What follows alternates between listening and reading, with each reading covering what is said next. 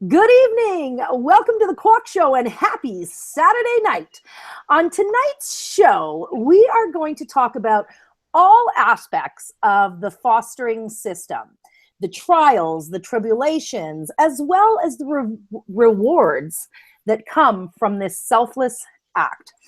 I want to start by welcoming our guests to the show tonight. We are really excited to introduce you to Kira and Katie McKay Troutman, who have fostered over 6 children, I believe, if the last total that we discussed was correct. I know that Diane and Kristin's has changed.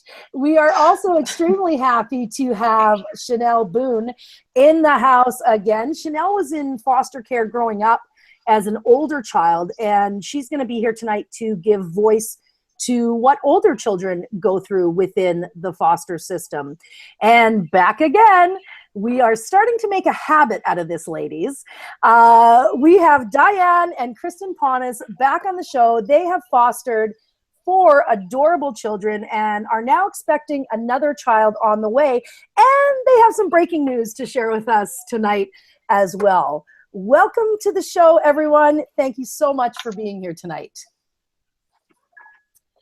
You're welcome. I'm happy to be here. Thank you. It's okay. You guys can speak. I should have, instead of an applause and on-air sign, I should have like now sign. You do have one behind you. I know. I know.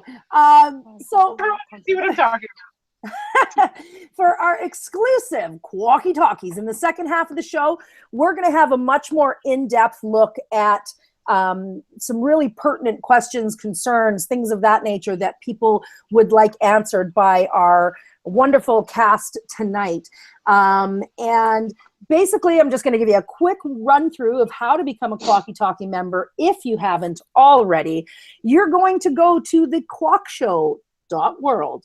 You're going to scroll to the bottom of the page, and you can either hit the community button or you can hit the members button.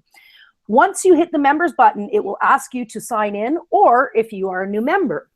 If you are a new member, hit the new member, fill in your information. As soon as that's done, you are an official Qualkie Talkie member with all of its benefits and privileges. And if you want to take part in the second half of the show, you just go into the community feed on the official Qualkie Talkie page and look for the little white stars surrounded in green so that you don't miss a minute of the action. All right, let's get rolling with hot flashes. Dr. Wayne Dyer, Willie Nelson, Malcolm X, Steve Jobs, Marilyn Monroe, and Ice-T are just a few examples of celebrities whose life started out in foster care. Made me think, can being a foster child build a toughness in a person that is palpable even though it is a hard start in life? Absolutely. Tell me why. As a foster child, you learn to grow a thick skin. You kind of never know what the next day is going to bring. If you're going to get to stay in that home, if something's going to happen, if you're going to be a permanent member. There's usually lots of shuffling around between schools and friends. So you're constantly having to start over. Especially when you're an older foster child. You get moved around a lot more, I find, than the younger fosters. So you learn to grow that thick skin and to, put your nose to the grindstone. And I find that you tend to push yourself a little bit harder to get ahead. Interesting. What do you think, Diane and Kristin? Do you have any take on that? Do you think that it builds any kind of inner toughness that somebody who's maybe had an easier start in life doesn't necessarily have? I think it definitely makes kids more street smart, if anything, because they've been around the block in a lot of different ways different than most kids in their age group. We also have younger ones, so it's kind of like hard for us to, I guess, to take in that question. And it also teaches them to respect everyone more they're not as judgmental as some kids might be. Yeah. I think a lot of our children, I don't think understand technically really what foster children mean. Yeah. As of yet, because they're so young. Because once they come to our house, that's it. They're here.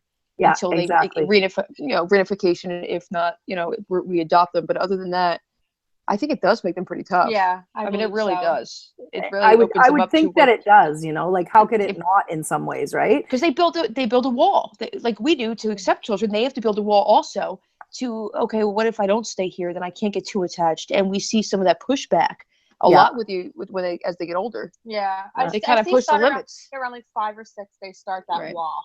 Yeah, you're nodding, Kira. You agree? I do.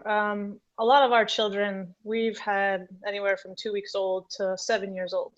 And like everybody else has said, the older they get, the more they've been through, the more tragedies and traumas they face, with having to find food, with having to get their sisters and brothers to school, with no parents around. You know, like some of our kids had lived in the woods for years.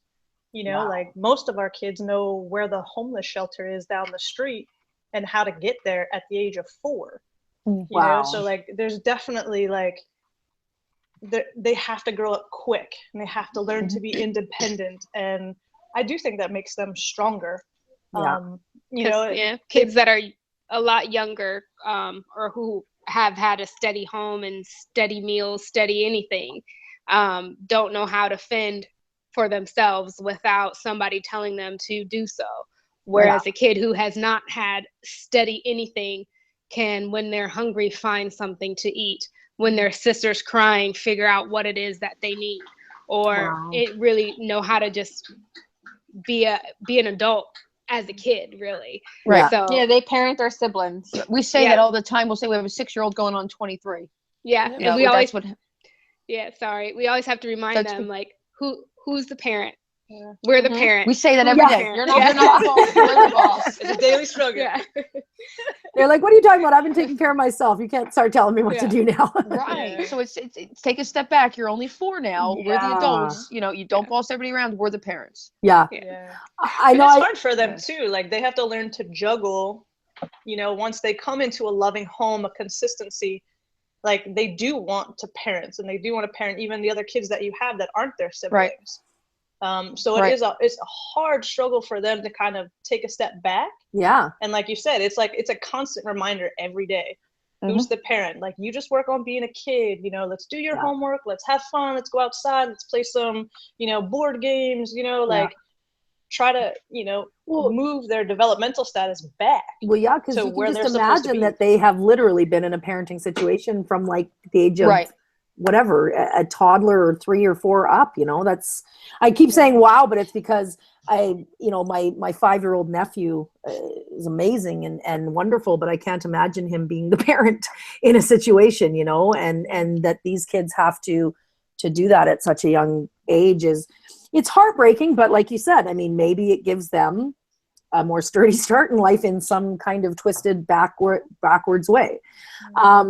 There are fears about fostering kids out there. And these fears seem to be bolstered by the actual system itself.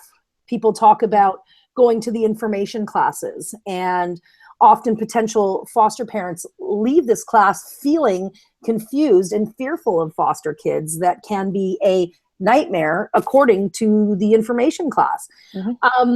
Because of their often abusive and or neglectful start in life, what we've just been talking about, are foster children to be feared? Is this something that you need to think long and hard about before you get involved in? Yes, absolutely. Yes. Without a doubt. That's nothing you could just say, I feel like doing this today. For Chanel to answer first, because she was in it later in life too. What do you think, Chanel?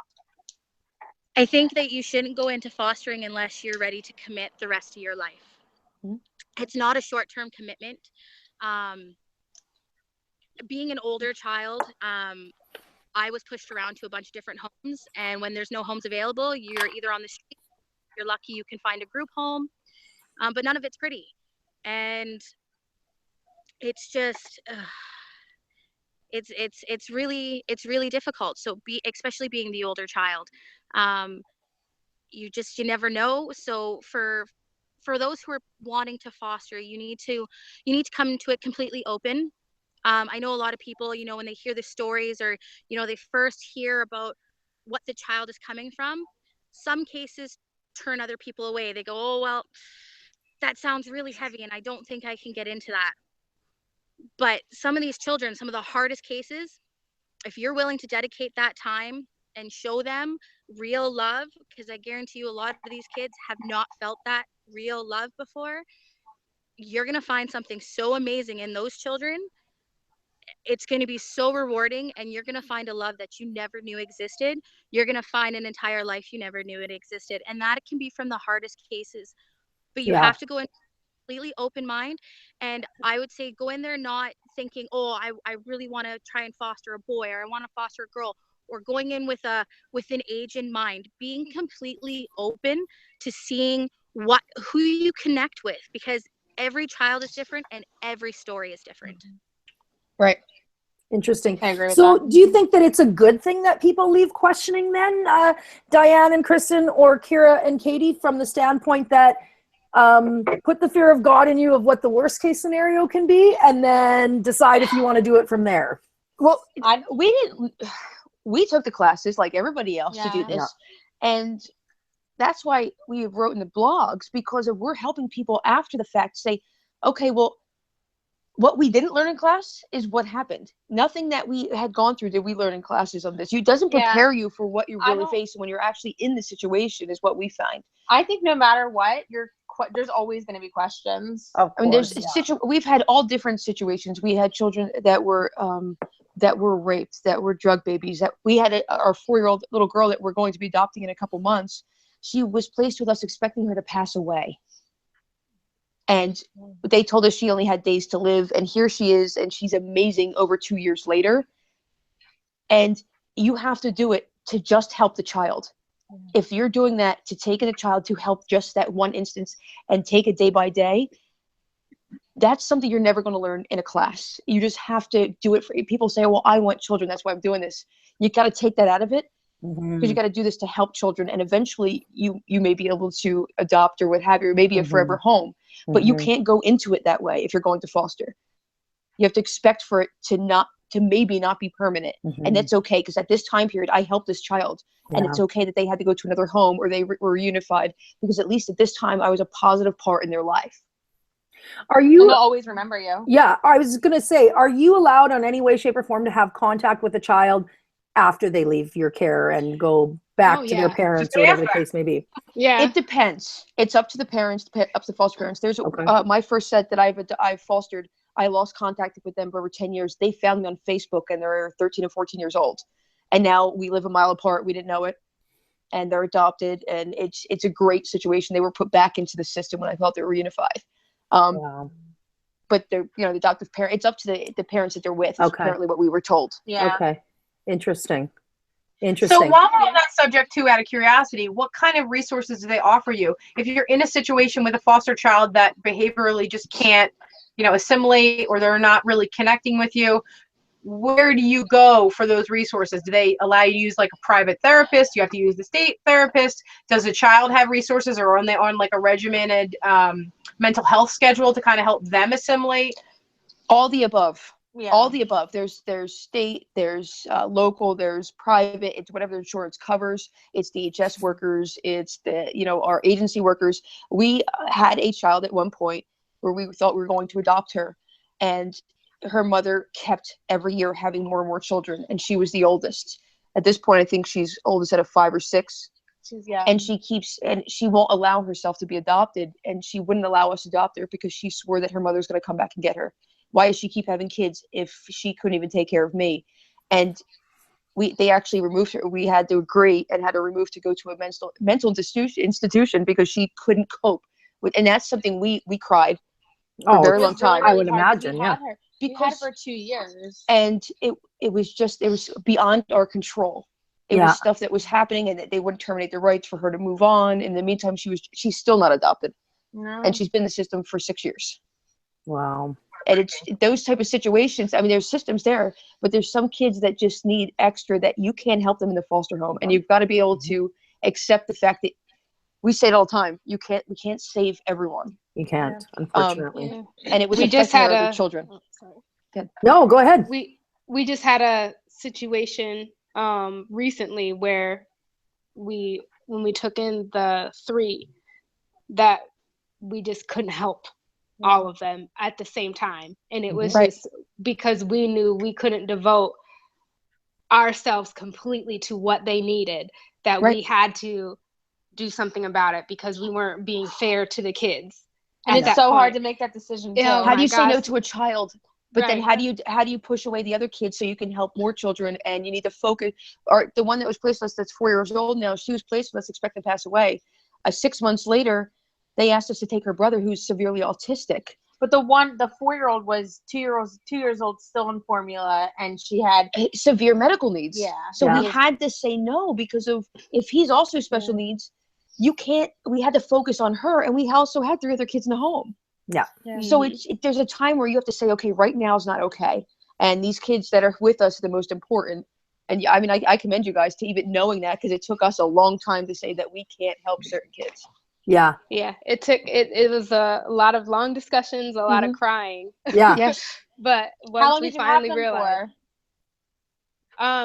we didn't have them for too long. We had them for about 6 months before we were just, because we had an infant, because I think when they came to us, the daughter I just gave birth to in April, and then they came to us in December. Okay. So that's a little over 6 months old.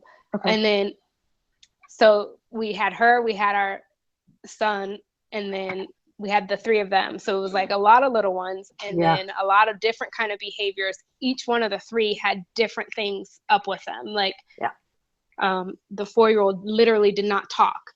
She was selectively mute to the house. Like literally would not say a word to anybody. The middle one was just erratic. You know, her behavior was so up and down, and then she had this staring thing where she would just kind of blank stare. Yep, nothing behind it. Any kind of. Yep. I was at one point. I said, I'm like, I think she may be what did I say? God, what is that? Serial killer? Like something, because I'm like, cause she doesn't have real emotion. It's just like the only emotion she has is the move on, because there was nothing in the heart. It was just, she was cold to everything. Yeah. And everything was like what she thought she should feel. Like, I think I'm supposed to cry right now, so I'm gonna cry. Or I think I'm supposed to be mad, so I'm gonna be mad. Yeah. Like, where there was nothing real. That's a survival technique, though. I was gonna say. Yeah. I mean, it's almost like sociopathic. There it is. That's it. And is that something that can be produced in a child, or is that something you're born with? Like when it comes to sociopathy, I think it was a coping. You know, exactly. Yeah, it was exactly definitely a coping mechanism. Wow. I'm gonna vote we bring on a clinical psychologist that can tell us that next time. Yeah. I keep saying wow, but I find this topic so interesting. And the thing that kind of stands out to me now that I'm listening just to even these brief stories is just getting into the foster parent system and wanting to try to help a child is not where it ends. There's so many, sounds like, heartaches along the way and decisions and tough things that you need to decide as a couple. How do you guys stay strong with each other when you've got all of this kind of emotional turmoil all around you at times? We have like open communication with everything. Our marriage from doing this we've became stronger because of we had to implement that we are a team. Yeah. No matter what. It started with us and it's going to end with us. Don't get me wrong, it's hard. And we do argue and we do fight. Of course. And I mean, for instance, was the phone call last night where we knew we could probably figure this out, but it was okay. Well, we're planning to have a baby February 1st. And all of a sudden there's this 2-day-old baby that they expect us to take immediately. And here we go. And now we've got almost twins again because we have 2 4-year-olds. And now it's just 2 newborns. Can we do this? And we agreed not to take in any more children for another year. But then this is a family member of one of our children. It was just really heartbreaking. She's upset now because it's so hard. How could we say no? But part of it was like, we didn't plan for this. This wasn't part of our plan. Yeah. And this is the one thing we did with plan was for her to give birth and have a child. Yeah. Yeah. But this is what we do. Yeah. We, in a heartbeat, in a phone call, our life completely changes and we adjust. Yeah. But it makes us stronger because of, sometimes we get mad at each other because we're on 2 different pages. Yeah. But it doesn't go more than a day. And as we talk more, because I don't let anything go, because I have to talk about everything. Yeah. I can't sleep unless we talk about it. It's annoying sometimes, but it's a good theory. It's annoying. I'm here to tell you too, when you give birth, you don't control them either. So whatever plan you have in your mind, why? We figure it out, and that's what you do. But at the end of the day, everything has made us stronger as a married couple. We are much stronger now than we were parents, but then by far, because no matter what happens between our relationship, it can't compare to what we're giving these children. 100%. I read a quote the other day that said, every child deserves a foster parent whose heart will break when they leave. And, you know, it's kind of in line with some of what we've been talking about, which is, you know, how do you remain sane with the knowledge that, you know, in a lot of cases, this precious child that you are caring for and loving and nurturing every day will someday move on from your care and your home. Now, you have been able to adopt several of the kids that you fostered, but I'm sure going into it, you didn't know that that was necessarily going to be the case. So how do you mentally prepare for that? We've lost a few. Yeah, we've had a few that have reunificated with their family, which we expected to adopt too. But yeah, we had a 4-year-old and then he was reunified with his for family. a year and a half. Yeah. And then he was reunified with his family. But we actually had to make him go home earlier. Yeah. Because the judge allowed them to have home visits for overnight. And he was coming to our house with bug bites, and we couldn't allow them to bring that stuff back in the home, so they just let him go early. And but we had to prepare ourselves. Yeah. We could from day one, these are not our children. Yeah. We will love them as if they are ours, but they're not ours. Not yet. Yeah. And it's like babysitting for a long period of time, and they're staying with us for a while. Yeah. And that's how we look for it. And then until we hear the termination is done, then they're ours. Yeah. That's when we're saying, okay, now we can give you have to let that wall down. This is a general question for everybody though, but how long does that termination really occur? Is there like some sort of like a limitation, or do you know right away when a kid comes to your house? It could take months, years, weeks. Yeah. It doesn't matter. Years is more like it. Yeah. What part of the process drags that out? Is the biological parents? Sometimes the judge. Sometimes it's giving them chance after chance to meet the caseworkers drop the ball. Maybe they don't have the paperwork or certifications that they need, and it could be anyone. A lot of times it's the judges. Ironically, it's the judges that are just giving these parents more chances and keep pushing them to do something that they don't even want to do. Or sometimes it's even the biological parents, because they'll have another child and then the judge is like, oh, well, we'll give you another 6 months. We'll delay TPR and see what you do now. Maybe that'll change you. And there's so many things that come into play. It's very emotional. We've cried so many times because we think today's the day. TPR is happening. They go for TPR. Oh, well, this happened. This came. They didn't show up, so we delayed it another 90 days. We never ever believe that it's going to happen until they call us and tell us it happened. You guys are strong, emotional people. This is going to sound like the saddest comparison in the world. But when I moved here, before I had kids and before I knew the love that you have for a child of any, whether it's a foster child or your own child, like any other lesbian in the world, my cats were my children. And when I moved here, I had to leave them with an ex, basically one of their other moms, because it was just the best situation for them. And I still beat myself up over it. I still miss them. And we're not talking about children here. We're talking about But it doesn't matter. Cats. It's a living thing that you gave your all to. That's the difference. Yeah. Yeah. I just think I have so much love in my heart for you guys. And I don't think it's because, I have glamorized the foster system in any way, shape, or form, but anybody who gives of themselves and takes up that emotional space to care for another living being without any reward or anything in the end is commendable. And we need more people like you in our society. But we are rewarded though. Like we get the love of the children. Fair enough. Like, fair enough. That's it. You got it. So I mean, that's our reward. Fair enough. Fair enough. Yeah. Fair enough. I sit corrected. It's not the first time. It won't be the last. Being a foster parent is such an amazing and needed, service and aspect of our society. However, as we've been talking about a little bit here, it can't be easy. And in most cases, you care for a child for a short period of time and prepare them to move either back to their parents or perhaps even on to another adoptive family.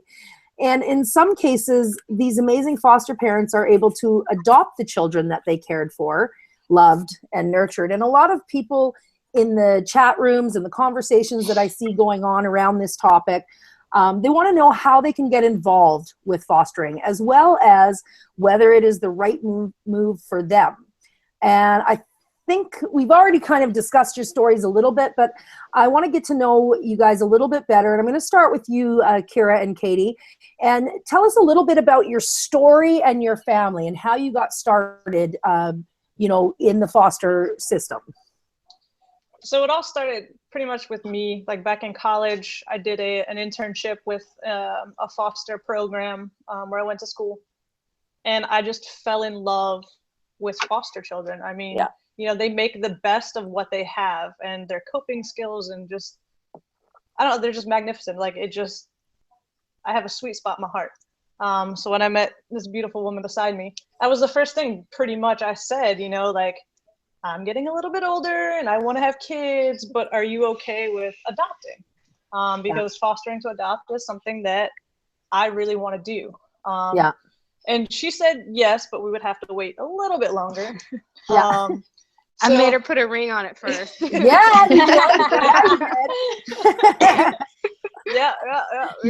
There you go. We're good now. So we got married. I just want to say too, like Kira did the most romantic proposal ever too. We know each other before. Possibly. Well, we're gonna have you back on for a proposal show when we're going over those kind of stories then, for sure. Hey. But yeah, so fast forward, we got married. We tried having children through artificial insemination. I tried first, she tried, and just nothing was happening for us, you know? We spent umpteenth amount of money. Our entire savings.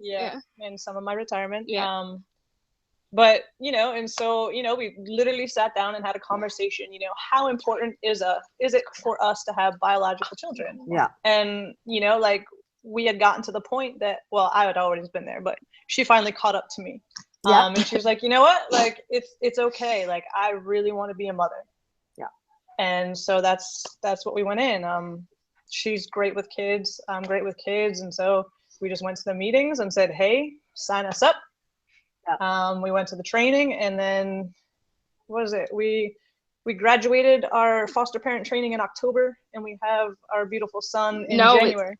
No, we didn't. We weren't even, well, we weren't even licensed before we got our first placement. They made an exception for us because they needed someone to take infants in our county. We got licensed after we had our, so we were still at the last phases of the home study, which is the final part of your foster parent process.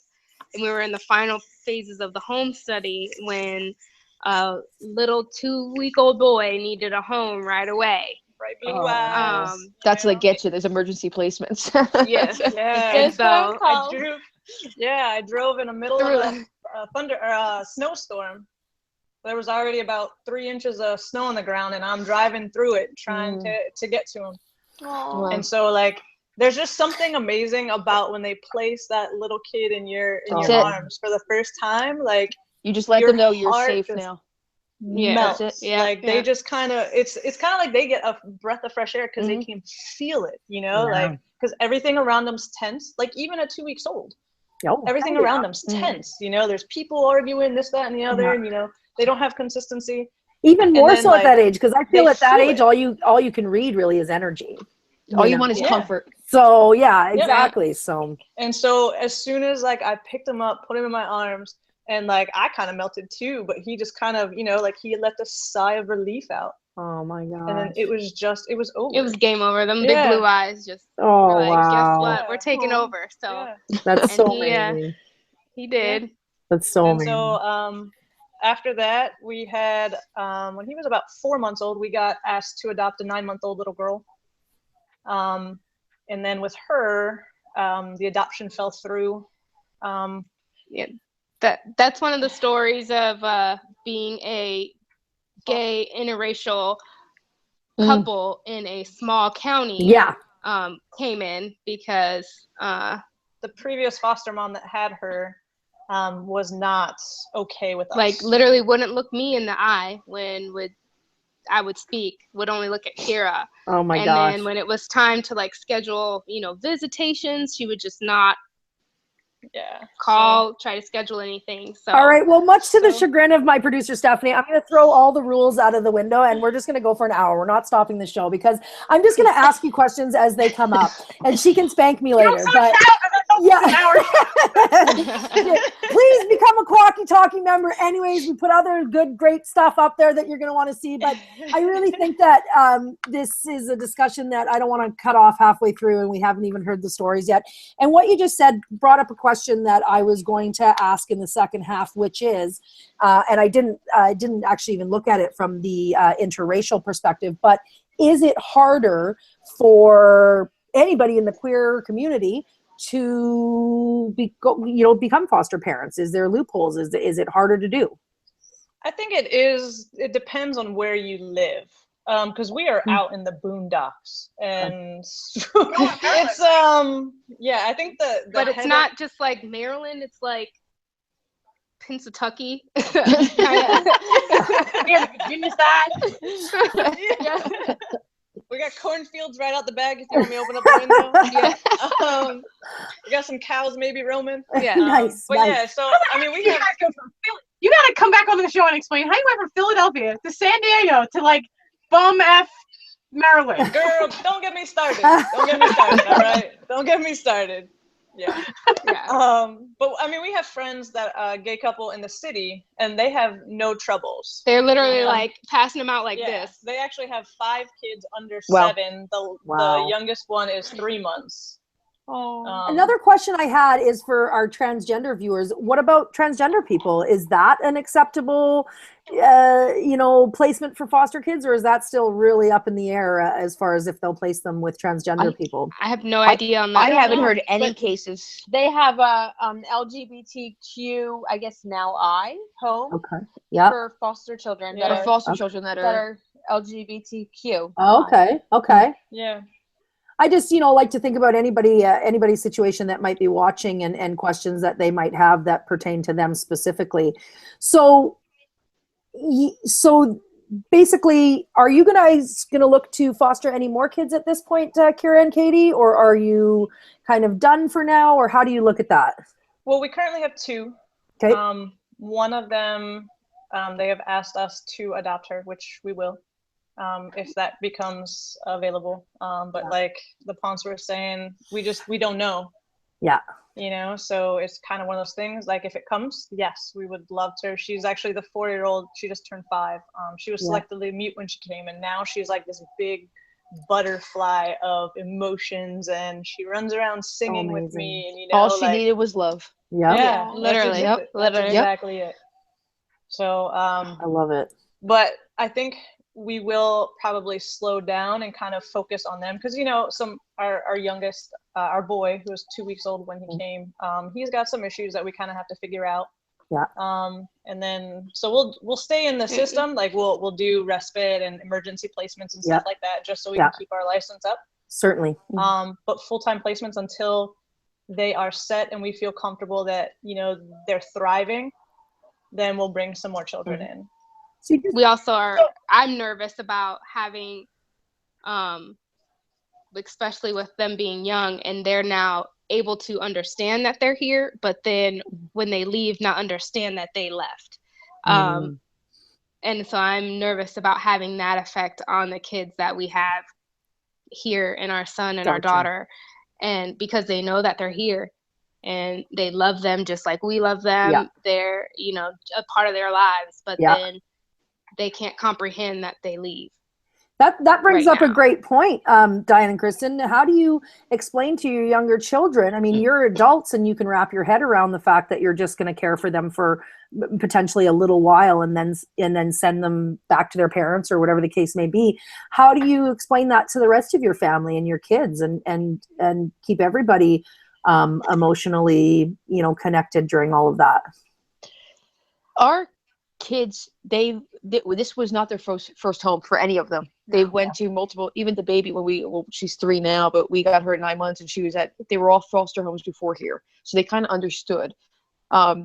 what it was like and what the foster system kind of was at a younger age. Yeah. Our family, we've lost tons of friends and family since, because they don't understand what we do, or they don't have patience for it, I guess. Yeah. Well, we're kind of open with the kids also. We're very open with them. We also do drives every holiday and stuff like that for foster children, and our kids are part of that. Yeah. And we'll say, well, some kids aren't as lucky as you guys are, so we give them Christmas stockings, we give them Halloween costumes, we give them Easter baskets, and they understand what we do and why people come to our house to drop things off, because we donate them to all these foster children. Yeah. And we were very open with discussion with them that sometimes kids come in our home and they may leave or they may stay. We don't know. And we love them anyway while they're here. And then, if they leave, then we can try to keep in touch with them. Yeah. But they understand that and they're okay with that. Yeah. They still talk to them they talk about them from time to time. Yeah. The kids that did leave. Yeah. I mean, I remember this one. Remember when we had this one? They'll say that. Yeah. But in the beginning, though, DeAndre, who's our adopted son, who's 9, he's autistic. And for a little while, because we were getting so many for respite and for foster. Yeah. He thought that anyone who came over with a child, any of our friends that came over, oh, that's our new brother. That's our new. No. They're just here for a couple hours. They're leaving with the people they came with. My new sibling. Yeah, no, Mama and Mommy adopt everyone. Everyone comes to here. Every child. But he's better now. Now he just, he's in his older. own world. He's not. Yeah. He's older and he understands the concept. So while you're on that topic, before you tell your story, tell me the difference between respite, emergency placement, and then long term. Respite is it's kind of sometimes they run the same. It's more like because babysitting for other foster families. Right. If they need, it could be a day, it could be 3 days, it could be weeks. If they need a break or have to go out of state and they don't have the permission to take the child with them, you would place a child in respite, which is another foster family. Or it could be 2 years. Another foster family. That's a long vacation. Yeah. Our 4-year-old boy who we're about to adopt, he was supposed to be here over almost 3 years ago. Yeah, he was a respite at 2. They said, will you take this little boy for a couple days? Yeah. Well, okay. A couple days went by. How about 2 more weeks? Yes. Fine. 2 more weeks. So we called would you keep him permanently? Okay. Yes. 3 hours later, they call. What about adopting Are him? you willing to adopt him? Wow. And we're like, whoa. Okay. And now here he is. Respite turned into 2 years. Almost 3 now. Yeah. But, an emergency placement is basically they'll call you and they say, we have, so we just got a referral for so-and-so. Yeah. And they'll say, do you want to take them? They just pull the child either from the home or like the baby we were just talking about was born, tested positive for something. We have to take the child immediately. We need to find a home tomorrow or the next day. Will you take them? It's that quick of a thing. You don't have time to think, but it's emergency. They need to find a home right away. Yeah. Mm. And then what was the next one? Oh, and then, was there one more placement? Like how with Kira and Katie, they were saying that they knew that they were going to adopt immediately when they got their son within, he was 2 weeks old or old. So well, no, we did not. We didn't know. Oh, you didn't know that? No. There's kids that come in as foster. I misunderstood. I have zero knowledge about fostering. I just haven't appreciated. That's why we're here, Steph. That's why I'm here. There's kids that come in. I have appreciation, but I don't know. There's kids that come into the system and this is the first case the family has been through. They don't know what it's going to turn out to be. So they say it's strictly fostering. The baby that we got the phone call last night and today for is an adoption just because of termination was already done on one sibling. Yeah. And reunification isn't an option. Yeah. And they know that. Yeah. So that's just, that's going to be long term. So it just depends on the situation. Case by case. Absolutely. And you guys talked a little bit, Katie and Kira did in the last section. I just caught it when you were talking about certification. So what is that all about? How do you become certified? How does that process even start? Is it you go down and fill out government paperwork? You do interviews, I would imagine, psychological assessments, things of that nature. How does that work? You call them. You just you call them. Hey, Department of Social Services. I'm interested in being a foster parent. What do you need? What do I need to do? And then they will take it from there. Okay. You just literally call the Department of Social Services, tell them you're interested. So how do you become certified then? They just accept you and certify you? No. You go through classes. Okay. You go through what's called a pride training, which is, we like that. So you go through your pride training. which are just classes on basically parenting classes and what you would expect in foster care. Your life, your life is combed through. They have to go through your finances. They have to go through your house. Criminal background checks. An inspection. Yes, background checks. Driving records. Yes, they do background checks on driving records. Yeah. Oh, I'm out. They also need medication. Yes. Matching up. Yeah. We had my mother-in-law, Kira's mom, was living with us at the time when we were becoming foster parents, and she had to go through background checks and stuff like that as well, because she was an adult living in the home. Like we had to have all of our stuff tested, our house, like we have well water, we had to have our well tested, we had our fireplace inspected, like your whole house is inspected. Wow. And you go through. Why aren't these procedures that you have to go through on Tinder and things like that? These are excellent things, I think. I feel like every adult should have to do this. But the same thing goes for anyone you have the babysits too. Yeah. What were you saying, Diane? I didn't have to do that. My wife and I showed up and we're like, let's fix our eggs and our sperm. Well, yeah, that's a story for another. That's a story for another show. Whether people should need a license or something to get pregnant, but yeah, I agree with that too. Yeah, 100%. Yes, exactly. But the same thing goes, like you said, somebody said before about even babysitting. Yes, we have to have background checks done and everything done to be clear to even have somebody babysit your children. Yeah, I mean that's a big deal. No one can just babysit your kids. You can't just say I need a sitter or can you come over and watch my kids? It's not that easy. They also what about traveling? Can you travel? Can you travel? Say if you wanted to go out of country, would you have to get special permission? Well, now in the state of Pennsylvania, they just passed a law that we can go up to 72 hours. Okay. Yeah. Without getting permission out of state. But but up until then, we had to get permit. We lived 10 minutes from New Jersey. We used to go to the Jersey Shore every summer, every weekend. Yeah. We couldn't go last summer because of one of the parents didn't agree and said that we couldn't take the child. Even if she has never had the child, like never really hasn't seen her since she was a couple days old. Run that child. Isn't but that they still have to check with biological parents. Yeah, they still have to check. So what about like more miscellaneous things like religion, for example? Are you allowed to expose them to, let's say you were Jehovah's Witnesses? Could you just So there can be no religion based. As long as as long as the child says it's okay, they're allowed to go. Oh wow! If the child says no, then they can go wherever you go. And if they say they want to go, if they're part of a church and they say they want to go, then we have to take them. Because, that's something that they were a part of. Yeah. But if we want to take them to church with us, we can, unless they tell us otherwise. Yeah. Okay. But we have to get our child's hair cut. We can't do that. Like little things like that. Yeah. You can't cut their hair without getting permission first from the biological parents. Yeah. Right. We had to get. What happens if they're in jail, or what if they're in jail or they're inaccessible or something? You don't cut their hair. Yep. Mm-hmm. Social worker. If the social worker says, "Oh yeah, okay," but you have to have somebody in writing, an email or something. Yes. Yeah. It has to be notarized. That backs you up. Wow. Yeah, pretty much. Wow. Yeah. So Diane and Kristin, we've been talking a little bit about all of this anyways, but I want you guys to share kind of the beginning of your story, how you got involved in this. We're talking about a lot of the stuff after the fact. And Diane and Kristin have a great blog. They have helped so many people with their questions about fostering, with their questions about foster to adopt. First of all, tell us where people can find your blog, how they can contact you if they need help after the show, and go into just why you guys started fostering.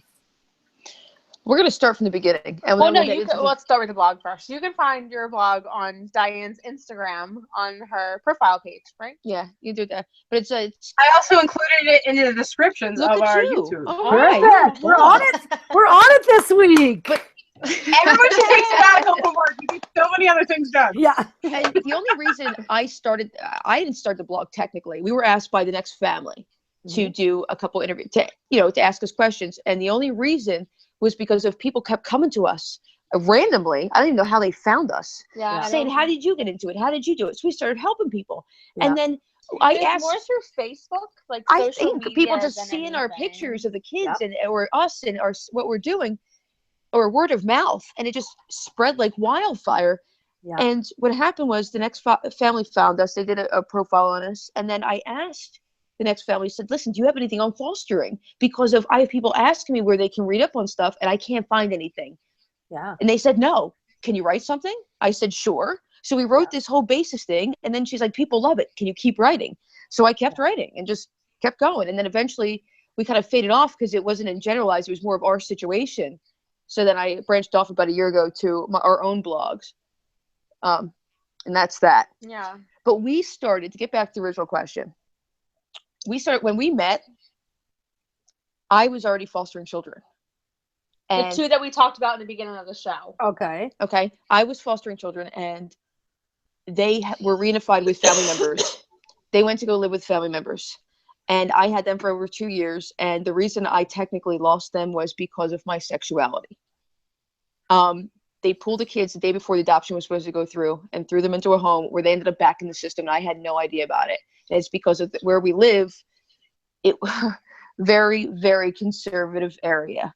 And they weren't going to allow this adoption to go through the books. So I was heartbroken. I had no idea. They called me at work, telling me that they were taking the kids. They already had them. It was a mess. Kristin was there with me when we started dating, and I still had these children. And she watched me walk through that.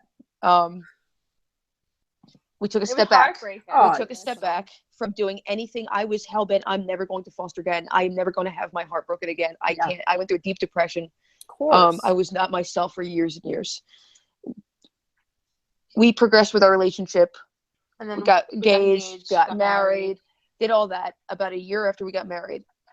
But all of our friends are having children and stuff, and we started talking about it. We tried doing insemination first. Yeah. At home. We did at-home insemination. And it didn't take for months and months and months and months and months and months. Yeah. Finally, I said to her, why don't we try adopting? This is what we're meant to do. I know we are. Let's do this first. So we were at work one day, because at that point we were working together, and I Googled how to adopt a foster child that already had rights terminated.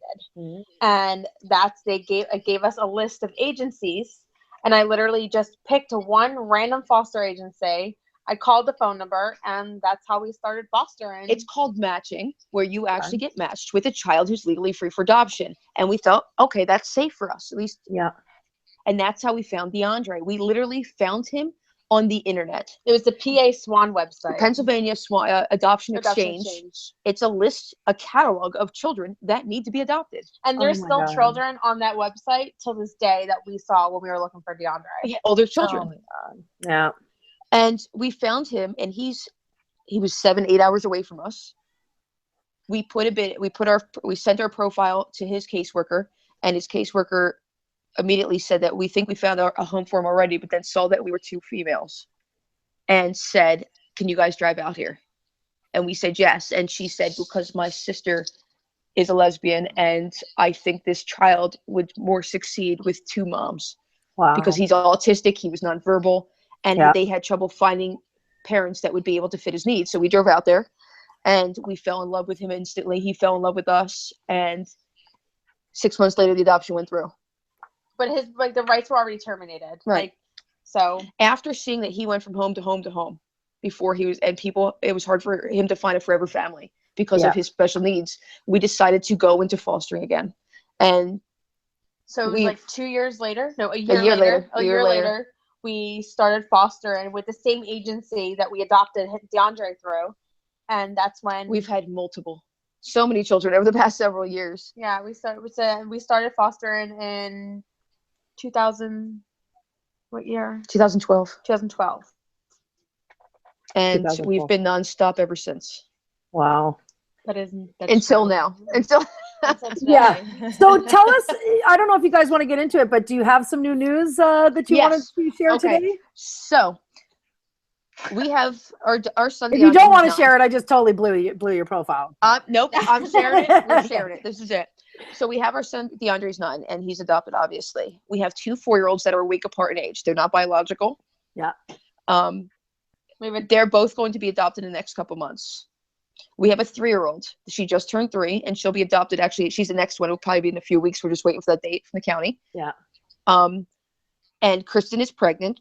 She's due February 1st. And then we get a phone call. So we decided to take a break from fostering for another at least year till we can focus on Kristin having the baby and the 3 adoptions. The 3 adoptions are going through, and so we've got welcome to the family parties. We've got baby shower coming up. We've got things planned. We were in agreement to not take any more kids. That's it. Yes.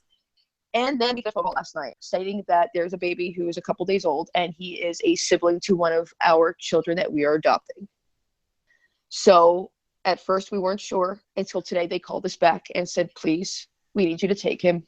And we feel that you're going to be the best fit for him.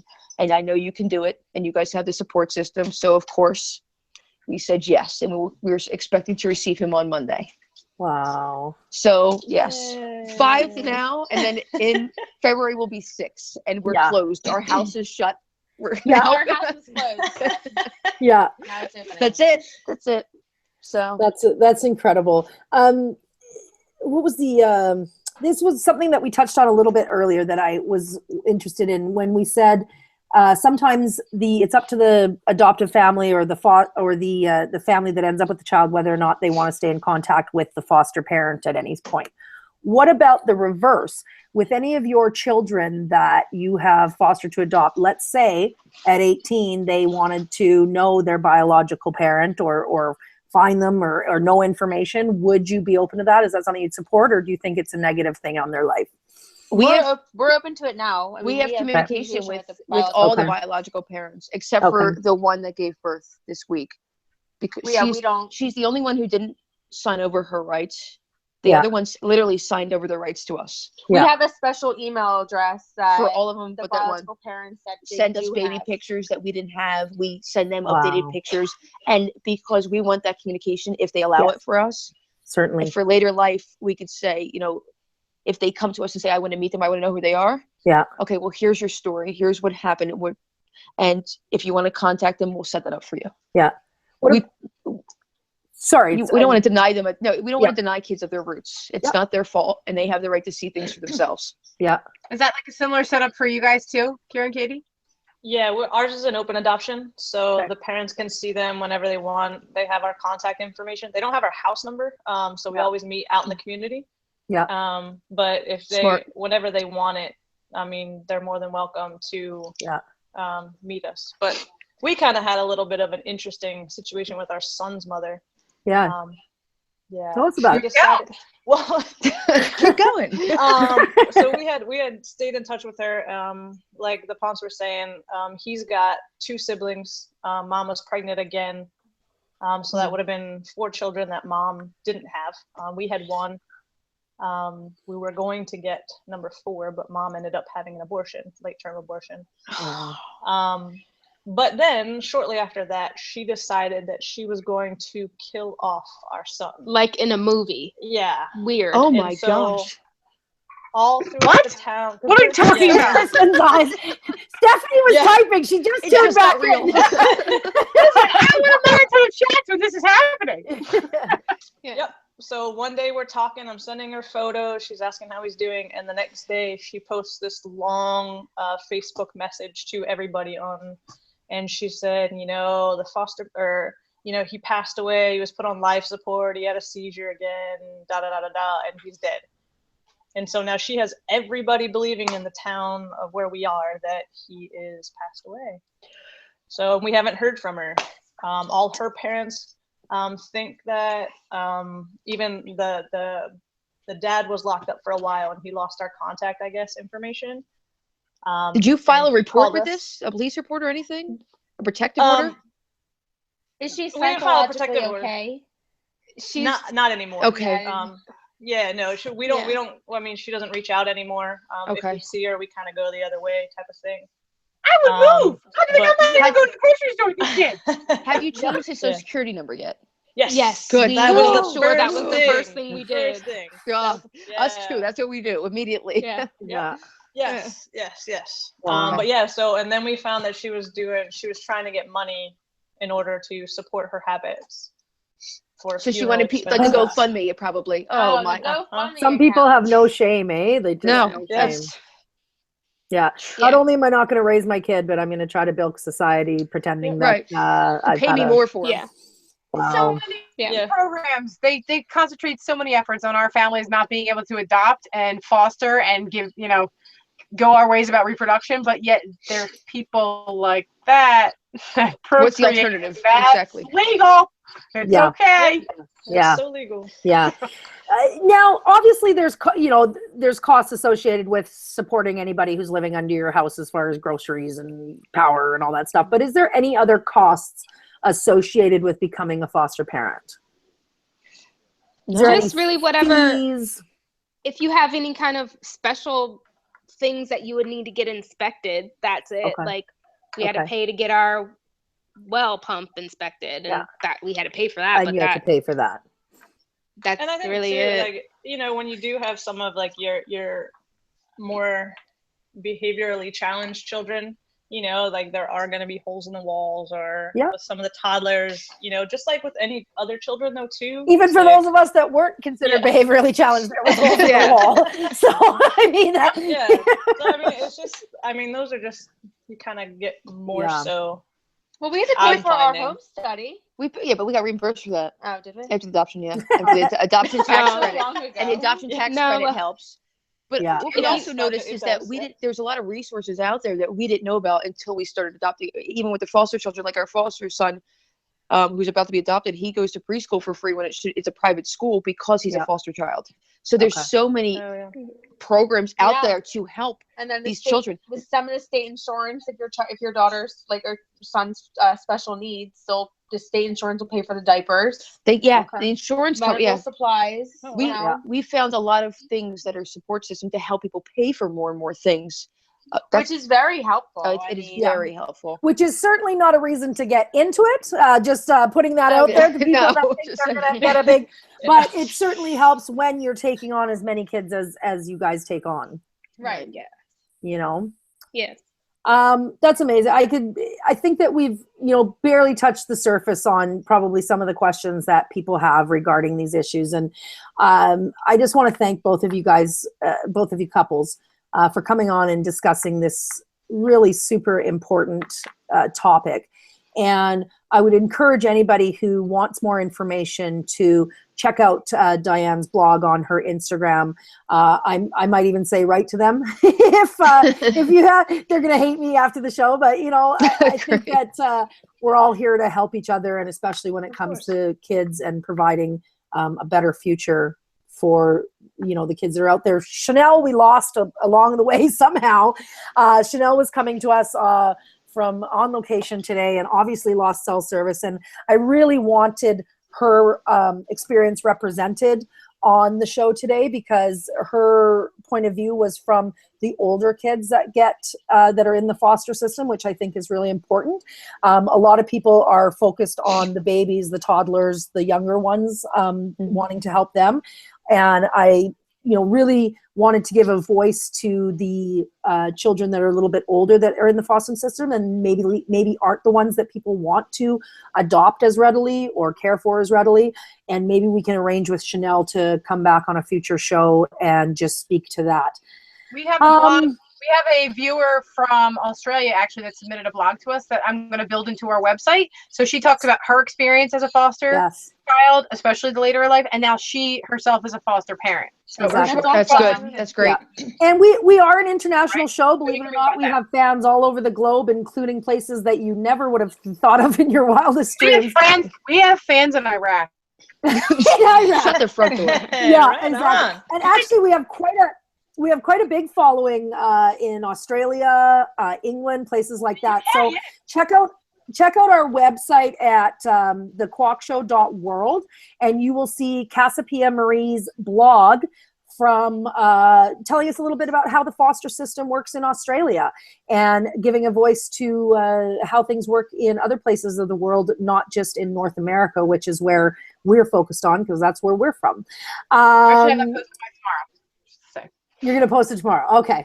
I want to thank all of our guests for being on the show tonight. Make sure that you tune in next week for our Halloween special. Whoa. we are going to have Pastor Robert Cottrell on. If you are in any of the chat rooms, things of that nature, you've probably seen his name or his wife's name around. He is a extremely supportive member, or completely extremely supportive of the LGBTQ community, as well as having a couple of kids on the queer spectrum himself. And we're going to talk a little bit about how he marries his religious beliefs with the support that he shows publicly and privately for the people in his life. And we're also going to pick his brain in regards to Halloween, about the origin of Halloween and where it came from and how different religions throughout the world think of Halloween and things of that nature, and kind of wrapping it all up with the fact that Halloween masks and tricks are not the real horror. People that don't support their LGBTQ kids are the real horror in the world. So that's how we wrap that all up. We hooked that in there, guys? Yeah, you liking that? You liking that? So, again, thank you to Kira and Katie and Diane and Kristin. I'd love to have you back again next season. We'd like to hit this topic up again. I'm sure there's going to be questions rolling in. Tune in next week for the Halloween special. Thanks for being here. And remember, there is always something to quack about. Have a good night, everybody. Thanks for joining us. We'll see you next week. Good night.